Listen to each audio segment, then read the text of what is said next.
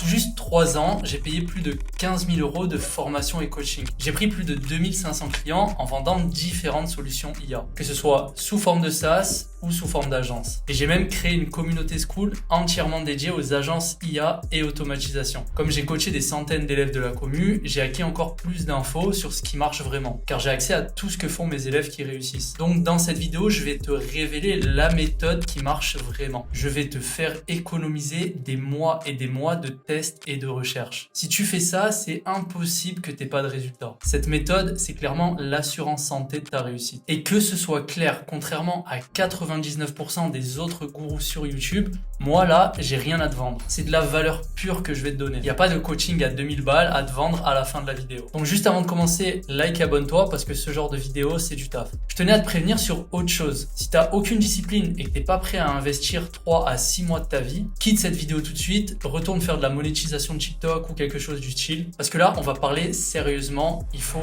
bosser pour avoir des résultats. Mais juste bosser ne suffira pas. En réalité, plein de gens travaillent dur et pourtant ils s'en sortent pas. Donc je vais te montrer comment garantir ton succès et t'éviter de gaspiller tous ces mois de travail. On va commencer avec la première partie de la vidéo. C'est là où on va voir un petit peu la base de ce qu'il te faut pour réussir avec ton agence. Et pour ça, il va y avoir 3 piliers. Le premier, une douleur forte. Le deuxième pilier, niche qui a du budget. Et le troisième pilier, ça va être peu de concurrence. Donc ici, on a directement nos 3 gros piliers pour avoir quelque chose de cohérent. Donc vraiment, ça, c'est la base. Je vais t'expliquer chaque pilier en détail parce que c'est pas aussi simple que ce que tu peux penser. La douleur, ça va être tout simplement de se positionner sur quelque chose qui leur fait vraiment gagner de l'argent. Par exemple, les cliniques esthétiques, si tu vas sur n'importe quel marché, US, Europe, etc., leur problème, c'est qu'ils ont énormément de no-show. Donc elles ont des gens qui prennent des rendez-vous, mais vu que les gens se pointent pas, finalement c'est de l'argent perdu. Et en plus, c'est une partie du calendrier qui est bookée pour rien parce que la personne n'est pas venue. Et donc, c'est un manque à gagner. Pour ce qui est niche qui a du budget, ici, on va tout simplement détailler ça. Si tu veux vraiment être sûr de ton coup, il faut que la niche soit en croissance. Est-ce que le marché est encore en expansion ou pas? Par exemple, les cliniques esthétiques, le marché est clairement en énorme expansion. Et également, qu'elle ait assez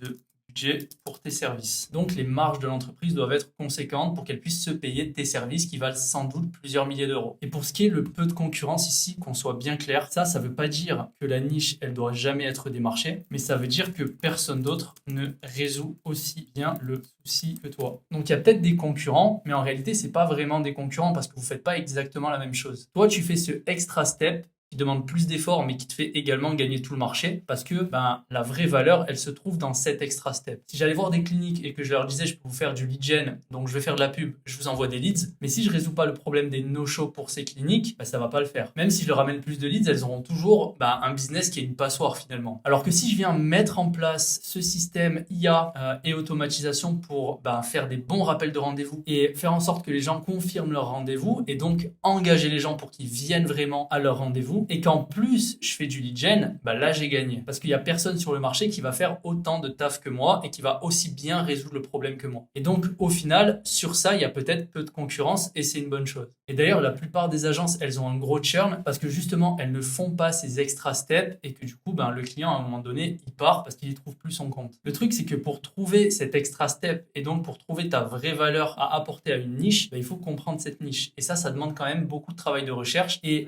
compréhension. Donc, quand tu fais des appels froids ou quand tu as des gens en R1, donc en appel découverte, il faut que tu arrives à poser un max de questions et que tu comprennes vraiment qu'est-ce que c'est leur quotidien, qu'est-ce que c'est leur problématique et où sont les endroits où tu peux vraiment te positionner pour apporter un maximum de valeur et résoudre un maximum de problèmes. Et ça, en réalité, c'est que sur le tas que tu peux le comprendre. Quelqu'un qui va juste faire une petite recherche Google, il va pas comprendre les vraies problématiques. Et rappelle-toi que la plupart des gens sont flemmards. Donc, ne pense pas que tout le monde va faire des recherches de malade et va faire tous ces questionnements qui vont demander à la niche, parce que la vérité, c'est que c'est pas vrai. La plupart des gens ne font pas ce travail. Et c'est pour ça que la plupart des gens n'ont pas des résultats incroyables. Petite parenthèse, j'organise très bientôt un live avec un de mes élèves qui vient de dépasser les 13 500 € par mois. Ce qui est fou, c'est qu'il a doublé ses revenus en même pas 90 jours. Et on t'explique absolument tout dans ce live qui arrive. Donc rejoins le school et inscris-toi vite au live. Ce qu'on va révéler peut complètement changer ton business. Donc j'espère t'y voir et on reprend la vidéo. On passe maintenant à la partie 2. Je vais t'expliquer pourquoi il faut absolument que tu combine l'IA avec des services qui sont éprouvés. En France, on est en retard comparé aux States. Si je fais un graphe pour que tu comprennes, et si on prend la France comparé aux US, les US, concernant leur implémentation de l'IA, on va dire que sur une courbe qui serait comme ça va monter progressivement. Les US, on va dire que dans leur implémentation de l'IA, ils sont à peu près ici. Donc, il y a pas mal de business qui ont compris qu'il fallait implémenter l'IA et il y a des agences IA qui se gavent littéralement. En France, sur une courbe qui serait pareil, à peu près comme ça, en gros, on va dire qu'on est vraiment au début, on est à peu près là. Donc,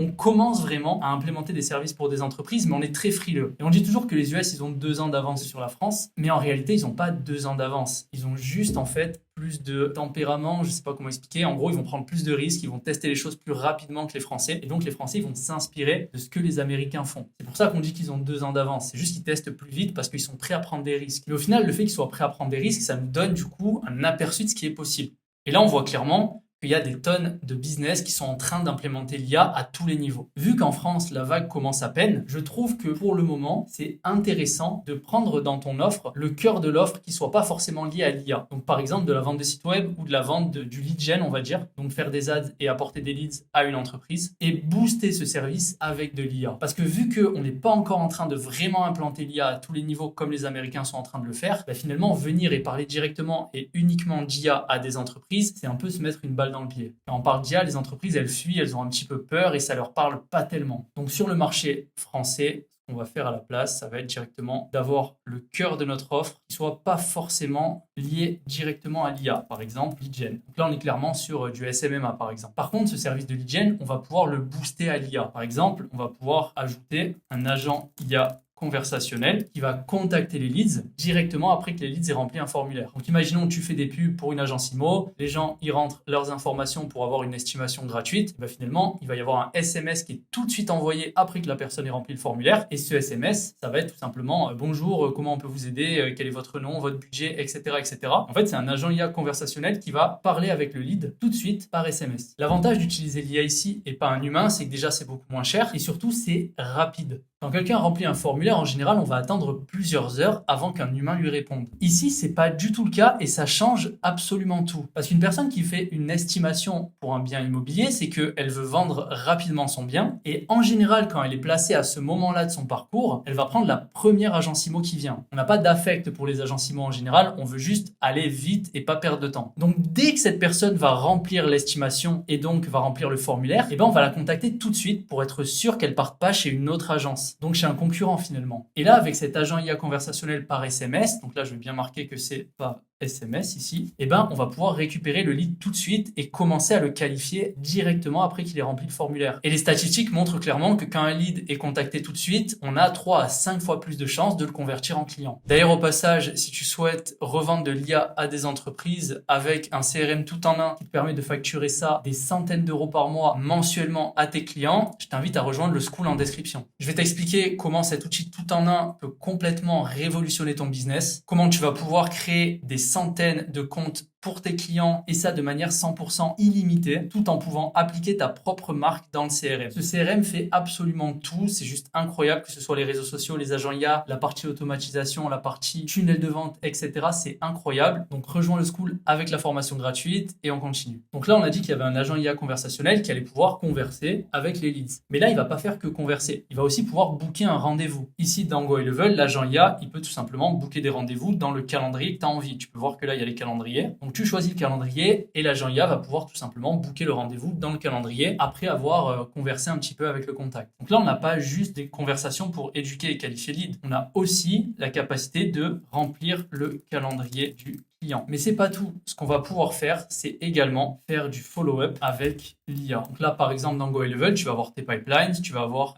tes leads, tes infos collectées, tu vas voir ceux qui ont pris un rendez-vous, ceux qui ont annulé leur rendez-vous, ceux qui sont pas venus au rendez-vous, ceux qui sont en réflexion après le rendez-vous. Et tu vas pouvoir automatiser le follow-up en fonction de leur étape dans le parcours de vente. Donc toutes ces micro-automatisations, elles viennent ajouter encore plus de valeur à ton service de base qui est tout simplement du lead gen. Parce qu'encore une fois, le lead gen, c'est génial. Mais si ton client, il n'a pas le temps de gérer tous les leads que tu lui envoies, toi, ça sert à rien. Et c'est un vrai souci ça, parce qu'il y a plein de personnes dans le school, par exemple, qui font du lead gen et qui finalement ont le client qui va finir par partir, même s'il leur apporte des leads qui sont à un très bon prix, le client, vu qu'il n'a pas le temps de s'en occuper, finalement, il va partir parce que ça lui apporte rien. Donc là, toi, tu fais ce extra step, encore une fois, qui permet de qualifier les leads et d'apporter encore plus de valeur. Tes concurrents, vu qu'ils font que du lead gen et qu'ils font sûrement pas ça, finalement, ils sont laissés derrière toi. Tu vas également pouvoir, comme l'exemple pour les cliniques que je donnais tout à l'heure, faire des rappels de rendez-vous très poussés. Donc ça implique par exemple d'avoir des rappels SMS. Donc un rappel SMS qui va dire voilà, votre rendez-vous c'est après-demain à telle heure. Répondez oui si vous serez présent au rendez-vous. Et donc ça va demander à la personne de confirmer son rendez-vous. Et il va également y avoir la possibilité de faire qu'un agent IA va appeler au téléphone le contact qui a pris un rendez-vous pour lui dire encore une fois la veille ou une heure avant qu'il y a bien son rendez-vous dans une heure. Donc là on a les rappels de rendez-vous par SMS, par email et par téléphone. Donc le taux de no-show qui avant était peut-être de 20-25%, il va peut-être passer à 15-10%. Et ces 10-15% que tu as gratté en no-show, qui sont devenus des personnes du coup qui viennent vraiment au rendez-vous, ça représente un argent colossal pour le business. C'est littéralement 10 à 15% de chiffre d'affaires en plus que tu lui ramènes. Et en plus, tu lui enlèves une épine dans le pied parce qu'il n'a plus besoin de courir après les contacts, de leur dire ah voilà, vous avez un rendez-vous à telle heure, pourquoi vous n'êtes pas venu, etc. etc.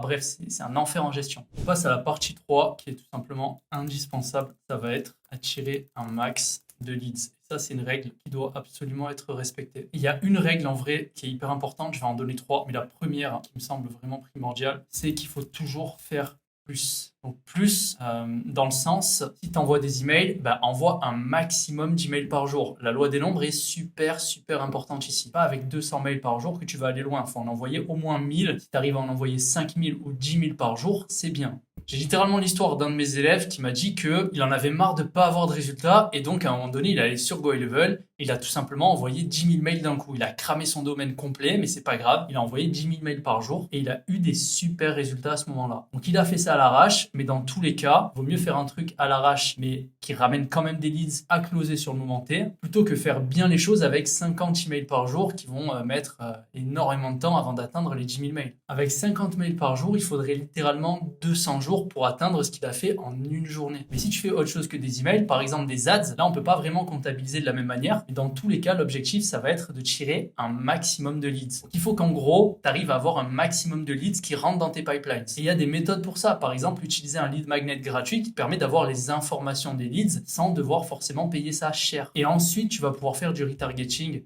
sur ces leads-là pour commencer à les éduquer, etc. Mais garde en tête que le but, c'est vraiment de remplir au maximum tes pipelines avec un max de leads. La deuxième chose, ça va être le testing et la clé. Un test qui change de 20-30% les résultats, c'est vraiment un énorme impact sur ton business. Imagine que tu as 100 impressions, donc tu as 100 personnes qui voient ton ad. Sur ces 100 personnes, tu vas peut-être avoir un taux de clic de 3%. Ça veut dire qu'à la fin, il y a 3 personnes qui arrivent sur ta landing page. Et si ta landing page, elle convertit 50% des gens, ça fait qu'à la fin, tu n'as plus qu'une personne ici qui va tout simplement opt-in et donc te donner ses coordonnées. Si ce taux de 3%, tu arrives à l'augmenter de 25% et donc le faire passer juste à 4%, juste cette micro-optimisation, ça fait que les chiffres, ils vont changer et déjà à ce moment-là, tu vas pouvoir doubler ton business. Parce qu'à chaque fois que tu vas augmenter les stats, donc là par exemple, imagine qu'on parle plus de 100 personnes, mais 1000 personnes, donc 1000 impressions, tu vas passer de 3 à 4%, ça fait que tu passes de 30 à 10 conversions et finalement, si c'est 4%, tu vas passer de 40 à 20 conversions. Et donc, si tu closes la moitié de ces personnes-là, ça fait 5 ventes au lieu de 10 ventes. Donc finalement, le business, avec un seul pourcent en plus sur un taux de clic, il a doublé. C'est quand même plus représentatif quand on est sur des gros chiffres, donc j'ai essayé d'augmenter un petit peu. Mais tu as compris l'idée, parce que là, je te parle d'une augmentation de 1% juste sur une ad. Mais imagine que tu augmentes maintenant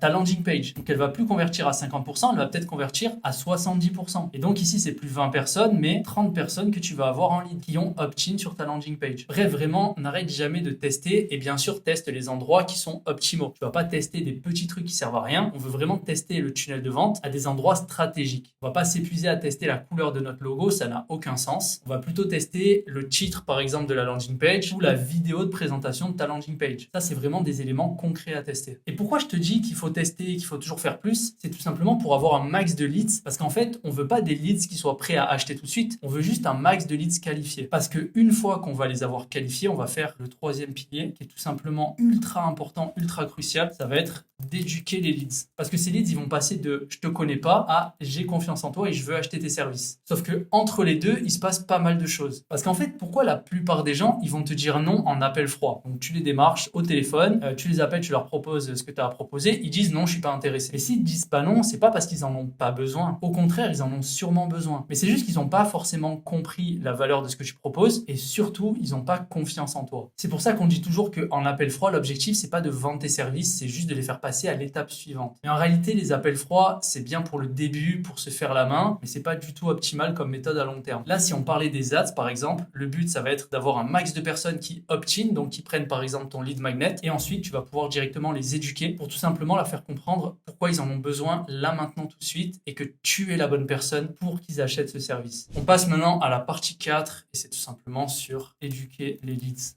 Il y a une énorme erreur que font toutes les agences, ça va être booker des R2, donc des rendez-vous de vente avec des leads froids. Donc les leads froids, c'est des leads qui ne les connaissent pas. Au final, vu qu'ils ne te connaissent pas bien et qu'ils arrivent dans un appel de vente, la résultante de ça, ça va être tout simplement qu'ils se retrouvent dans un appel à éduquer un lead qui n'est pas prêt à acheter. Parce que le lead, il va avoir des doutes, des questions, il va pas être persuadé que tu es forcément la bonne personne. Parce qu'encore une fois, c'est un lead froid qui a juste pris un rendez-vous de vente, donc un R2. Et ton R1, en général, il a juste servi à qualifier le lead, il n'a pas servi à beaucoup plus que ça. Donc l'objectif, ça va vraiment être d'arrêter ça et plutôt de venir booker des rendez-vous avec des leads chauds qui sont qualifiés. Donc dans tous les cas, les leads, on a dit qu'ils étaient qualifiés. Mais là, on veut que ce soit des leads chauds qui prennent rendez-vous. Et ce que je te dis là, ça peut littéralement te faire passer d'un taux de closing de 2 rendez-vous sur 10 à peut-être 6-7 rendez-vous sur 10. C'est simple chose que je vais t'expliquer. Donc écoute bien. On va avoir plusieurs moyens d'éduquer et persuader les leads. On va avoir les témoignages. On va aussi contrer les objections à l'avance et on va enfin montrer. Donc les témoignages, tout simplement des témoignages clients qui leur montrent que ça marche pour les autres. Ça rassure finalement quand on voit des personnes comme nous pour qui le service fonctionne. Ensuite, contrer les objections à l'avance, ça va être tout simplement de réussir à contrer les objections, mais pas pendant l'appel, vraiment grâce à tout un tas de techniques préalables à l'appel. Je vais t'expliquer dans 2 minutes. Et le fait de montrer, ça va être montrer avec de la logique comment ça marche, comment est-ce que tu connectes le service, comment est-ce que tu implémentes ton système directement pour le business pour que ça soit représentatif et que tous tes arguments ils soient soutenus par de la logique visuelle. Ça rassure les prospects de comprendre un petit peu comment ton système il fonctionne. Tu as plusieurs méthodes pour éduquer tes prospects. On va avoir les emails. Donc quand quelqu'un va prendre un rendez-vous directement avec toi, un R1 par exemple, tu vas pouvoir l'éduquer au maximum par email. Tu vas également avoir le setting. Donc par exemple avoir un setter WhatsApp qui va converser avec le prospect pour contrer les objections à l'avance, lui expliquer comment ça fonctionne, lui montrer des témoignages clients, etc. Et surtout pour essayer de comprendre quelles sont ces objections avant le rendez-vous. Comme ça, tu peux commencer à contrer les objections et ça sera plus des objections lors du rendez-vous du coup. Donc tu vas pouvoir te focus vraiment sur la vente pendant ton rendez-vous. Et enfin, tu vas avoir des vidéos sur ta landing page pré-booking. Donc en gros, quand quelqu'un va booker le rendez-vous, il va être redirigé sur une page de confirmation et sur cette page, tu peux mettre plusieurs vidéos qui doivent être regardées entièrement où tu vas expliquer directement comment ton service y marche, tu vas contrer les objections également et tu vas montrer des témoignages clients. Le fait de contrer les objections, ça peut inclure de montrer par exemple ton dashboard Stripe et de montrer que tu n'as aucun litige sur Stripe et que tu n'as aucun remboursement. Ça peut rassurer ton prospect. Si le prospect il dit waouh, attends, ce mec-là, il n'a jamais eu à rembourser un seul client et il n'a jamais eu un seul litige, ça veut vraiment dire qu'il fait du bon travail. Tu vas également pouvoir parler de tes garanties dans les vidéos. Comme ça, tu n'as pas besoin d'en reparler pendant l'appel. Le prospect, il connaît ta garantie, donc déjà, il est rassuré sur ça. Il sait que sous 30 jours, s'il n'a pas des résultats, il sera remboursé. Tu vas pouvoir également te projeter avec le prospect. Donc, par exemple, lui expliquer que pendant l'onboarding, la première étape, c'est d'installer ses réseaux sociaux. La deuxième étape, c'est d'avoir un appel ensemble pour définir la stratégie. La troisième étape, ça va être de lancer les ads et tu peux montrer une timeline à chaque fois. Comme ça, le prospect se sentira rassuré sur les délais et il connaîtra tout ça avant même le rendez-vous. Tu peux aussi faire une vidéo pour contrer des objections qui sont hyper puissantes. Comme par exemple, dire que t'es pas là pour perdre ton temps, que si cette personne a pris un rendez-vous et qu'elle confirme son rendez-vous, c'est pour s'impliquer un minimum et donc être présente au rendez-vous, préparer l'appel avec directement toutes les infos qu'on va lui demander, etc., etc. Ça permet de renforcer l'implication du prospect et qu'il vienne pas comme un touriste pendant le rendez-vous. Et donc, toutes ces techniques que je te donne là, tu peux le faire par email, tu peux le faire en setting et tu peux le faire directement avec des vidéos sur ta landing page, pré-booking ou post-booking en réalité. Également, un truc qui va faire toute la différence, ça va être clairement l'écoute active pendant l'appel R1, donc l'appel découverte. C'est un appel de qualification où tu vas poser des questions qui sont très ciblées à ton prospect et ça va en fait le rassurer en quelque sorte. C'est un peu comme un médecin qui définirait un diagnostic à un patient. Donc il va dire ok, ouvrez la bouche, faites A, montrez-moi voilà tel endroit, tel endroit, tel endroit. Est-ce que si j'appuie là ça fait mal? En fait le patient il va être rassuré parce qu'il va voir que le médecin il sait ce qu'il fait et qu'il comprend le problème du patient du coup. Et toi c'est exactement la même chose que tu dois faire pendant ton R1. C'est vraiment de mener l'appel, donc de poser des questions ciblées et d'écouter vraiment ce que le prospect te dit pour lui montrer que tu as compris son problème. Et ça encore une fois c'est comme contrer les objections, ça va permettre directement de préchauffer le prospect et quand il viendra à l'appel de vente, il sera beaucoup plus prêt à acheter que si tu n'avais pas fait tout ça. Les amis, c'est la fin de cette vidéo. J'espère que ça vous a plu, que vous avez pu en tirer de la valeur. Encore une fois, il y a le school gratuit en description que vous pouvez rejoindre. Il y a la formation offerte sur Go High Level dedans, donc faites-vous plaisir. Je donne également des milliers d'euros de bonus, que ce soit les formations complètes, les appels de groupe, donc on fait hebdomadairement, ou mon logiciel Botlane que je vais commencer à mettre à disposition très prochainement. Donc faites-vous plaisir, rejoignez le school et moi je vous dis à très vite dans une prochaine vidéo. Bye bye.